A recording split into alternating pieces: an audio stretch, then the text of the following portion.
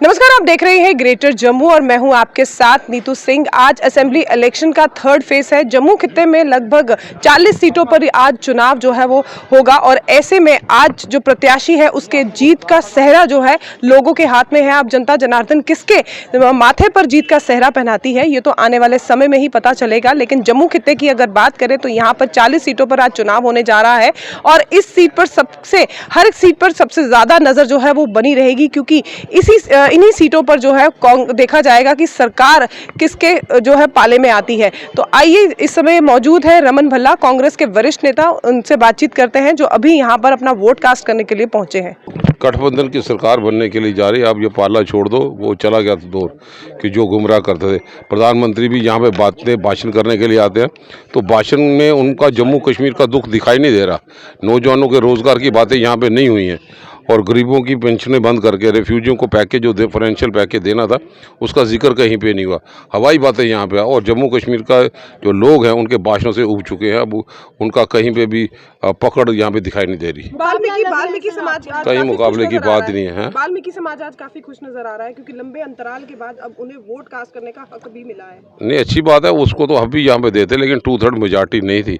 हम कहाँ पे विरोध इन लोगों का करते हैं। वेस्ट पाकिस्तानी दूसरे वाल्मीकि हो, ये कब के यहाँ पे रह रहे हैं, किसने इनको हटाया तो नहीं, यहाँ पे रह रहे हैं। तो कंसेंट तो हमारे लोगों की थी कि ये यहाँ पे रहे, क्योंकि इनको जो वाल्मीकि समाज है इनको लाया गया था ज़बरदस्ती। यहाँ पे कोई आदमी नहीं थे, व्यवस्था नहीं था, लेकिन 2/3 मेजॉरिटी होने के कारण नहीं हो पाया था। लेकिन ये फैसला यहाँ पे हो गया, हम सब लोग तो इनका स्वागत करते हैं। भाजपा लगातार ये प्रचार कर रही है कि डोगरा सीएम जम्मू से होगा, क्या आप बताओ, भाजपा के करनी कथनी में फ़र्क है। कल ही यहाँ पे नोटिफिकेशन निकली है गजट, उसमें ट्रांसलेटर की बात है यहाँ पे आई। पंजाबी लोगों के लिए लेक्चरर मास्टर की पोस्टें सब निकल गई, तो डोगरा में कहीं पे ट्रांसलेटर भी नहीं कर पाए। भाजपा मंथन करे कौन सी जिसने डोगरा प्रदेश खत्म कर दिया हो।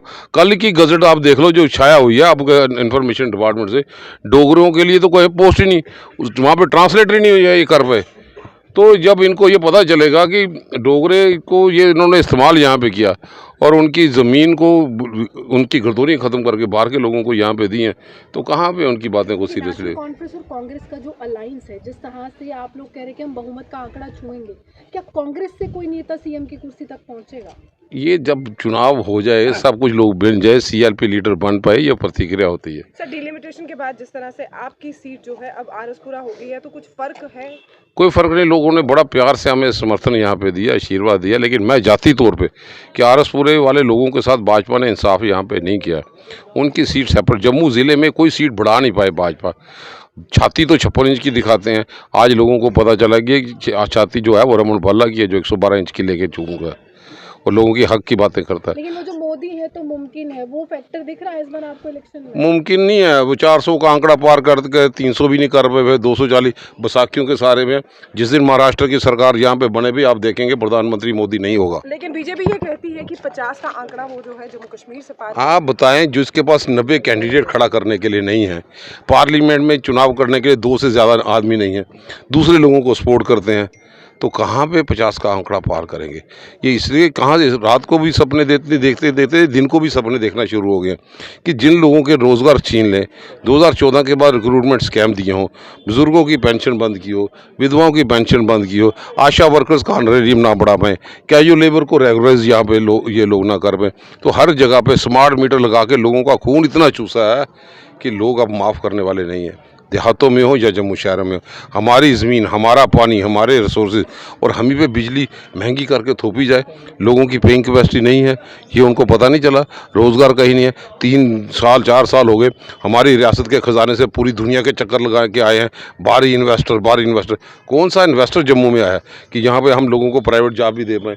तो कहीं पे भी इनकी करनी कथनी में बहुत, ये जम्मू कश्मीर में मौसमों के लिहाज से, दिल्ली में अगर 50 डिग्री टेम्परेचर होता है, जम्मू कश्मीर की वादियों में सैर करते हैं, शिकारा में घूमते हैं, गुश्ताबे खाते हैं। दे क्या गया? 100 से पहला कैबिनेट मिनिस्टर तो यहाँ पे आए थे, प्रधानमंत्री आए।